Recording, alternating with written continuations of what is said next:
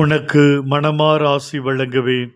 ஆசீர்வதிக்கும் தெய்வமே, நீர் உலகை படைக்கும் பொழுதும் ஒவ்வொன்றுக்கும் ஆசி வழங்கி உருவாக்கினீர். மனிதனை படைத்த பொழுது ஆசீரிலும் சிறந்த ஆசீராய் மத சாயலாக பாவனையாக படைத்தீர்.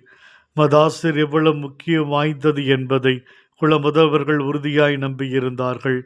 யாக்கோப்பு, நீர் என்னை ஆசீர்வதித்தால் ஒழிய நான் நம்மை விடப் போவதில்லை என்று திடமடதுடன் கூறி ஆசீர் பெற்று கொண்டார். அபிரகாம் ஆசீராகவே மாற்றிவிட்டீர். தந்தை ஈசாக்கின் ஆசீர் எவ்வளவு உன்னதமானது என்பதை ஏசா யாக்கோப்புவை விட ரபேக்கா நன்கு அறிந்திருந்தார். ஏசாவுக்கு கிடைக்க இருந்த தந்தையின் ஆசீர் ரெபேக்காவின் வழியாக யாக்கோப்பு கிடைத்தது. ஏமாற்றி பெற்றிருந்தாலும் அந்த ஆசீர் உயர்ந்ததாகவே இருந்தது. ஒரு தந்தையின் ஆசீர் பிள்ளைகளின் வாழ்விலே மிகப்பெரிய அருளை சுமந்து வரும் என்பதை உணர்ந்திருந்தார்கள். தந்தையின் ஆசீருக்காக காத்திருந்தார்கள்.